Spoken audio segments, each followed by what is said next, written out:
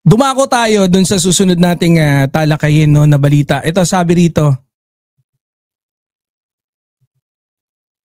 Ito. Ba't wala akong hindi ko na-save yung ano ko. Ito na lang. Sabi rito, Castro. Pasok. Sinagot. Sabi rito Yusek Castro sinagot kung bakit ngayon lang nagpatawag ng situation briefing si PBBM. Ano ba? Anong sabi naman dyan ng ating mahal na Yusek? Sinagot ni President Palace Press Officer Claire Castro kung bakit ngayon lamang nagpatawag ng situation briefing si Pangulong Bongbong Marcos na National Disaster Risk Reduction and Management Council kahit nakalabas na ng bansa ang bagyong Tino. Ani Castro, kahit hindi nagsagawa ng briefing ang Pangulo ay araw-araw itong nakikipag-usap at nagmo-monitor. Ngayon lamang po siya pumunta pero hindi ibig sabihin hindi siya nagmo-monitor ng sitwasyon sa ating bansa. Saad ni Castro, kaugnay nito nagdeklara ng National State of Calamity si Pangulong Marcos sa bansa matapos makapagtala ng malaking bilang ng mga nasawi matapos ang pananalasa ng bagyong Tino. Ito talaga medyo ano ba masasabi natin dito? Very unfortunate, I believe na yung bagyong Tino na nanalasa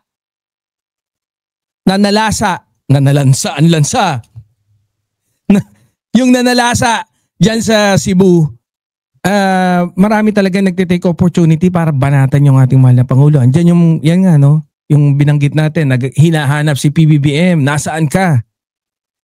No, yung mga ganyan. And then meron pa yung pag-declare ng state of calamity agad kahit wala pang bagyo, parating pa lang, early anticipation. Yan yung gustong palabasin sana ng ating mahal na Pangulo na yan yung new normal. Mas mabilis tayong umaksyon. Pero meron pala may rito. Ang interpretation naman ng grupo ni Magalong, no? Alam niyo ba kung ano interpretation ng grupo ni Magalong? Particular dito kay Attorney Caballo. Ano sabi? Alam niyo ba? Kala mo talaga may impormasyon sa loob Sabi alam niyo kung bakit sinabing binuksan kagad yung state of calamity? Bakit idiniklara kahit wala pa yung bagyo? Para mabuksan, magalaw kagad nila yung pondo. Sabi ko patay. Anak ng teteng Caballo.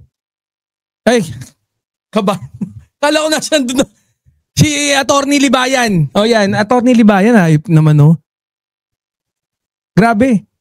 Kahit ano gawin ng mahal na Pangulo ngayon, talagang wala para sa iyo, no?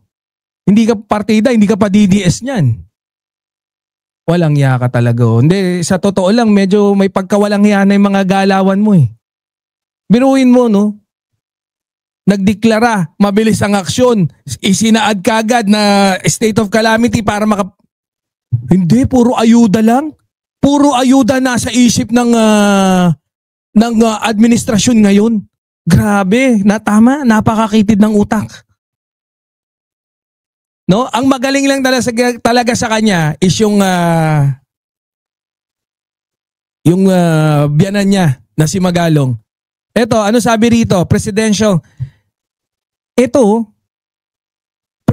Financial Assistance to LGU, 760 million indirect aid to provinces and cities, boosting local recovery efforts in the most affected areas. 50 million each sa Cebu, sa Capi, sa Surigao del Norte, Iloilo, Bohol, Negros Occidental. 40 million each Eastern Samar, Surigao.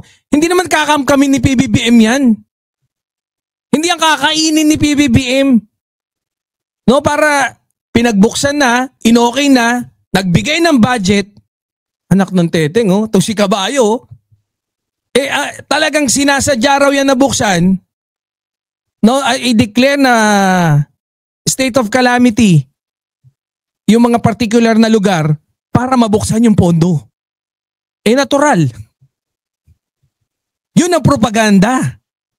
No? Minimislead mo papunta sa ibang totoong adhikain kung bakit binuksan. 30 million each sa Leyte, Masbate. Di ba ang ganda niyan? Pagka medyo kinitidan mo talaga yung utak mo na parang pang tae-tae, talagang mapupunta ka dun sa ganong pag-iisip. 20 million each, Guimaras, Agusan del Norte, Dinagat Island.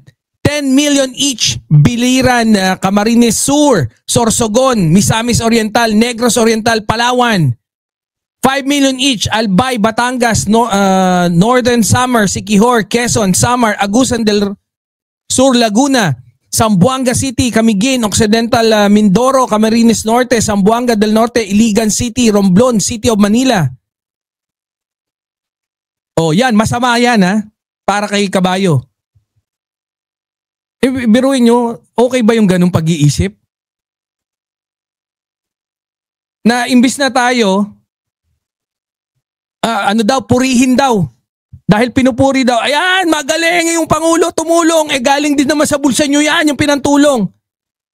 Sabi pa, in the first place, kung ginawa ng mahal na ni Bongbong Marcos, ayun yung pagkakasabi, kung ginawa ni Bongbong Marcos yung trabaho niya bilang Pangulo, malamang hindi na natin kinailangan na maganyan.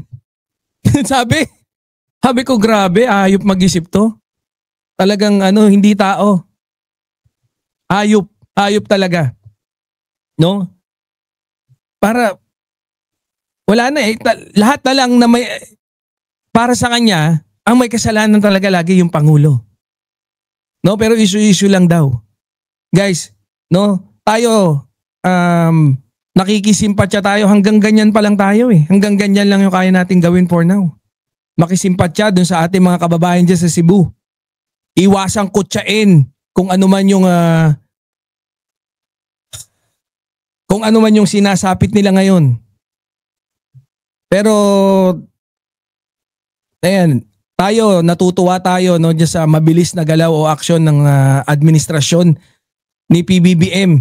Feeling natin, I speak for myself, feeling ko tama talaga yung naging desisyon natin na iboto natin ang mahal na Pangulo. No? Pero yung mga utak na ganon, kaya ako nananawagan ako lalo na sa mga loyalista, PBBM supporters. Tantanan yung panoorin yung mga ganyang klase. Lalong-lalo na yan si Kabayo, ang daming ililigaw niyan.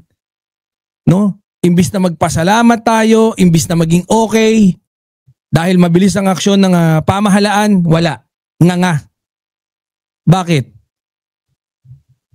Kasi nga daw sinisi pa kay PBBM Parang pinalalabas, kung hindi si PBBM presidente, baka hindi bumagyo. Ganun yung datingan. Masyadong walang hiya, no? Pagdating sa at hindi nahihiya na maging walang hiya. Yun yung datingan sa akin. Anyway,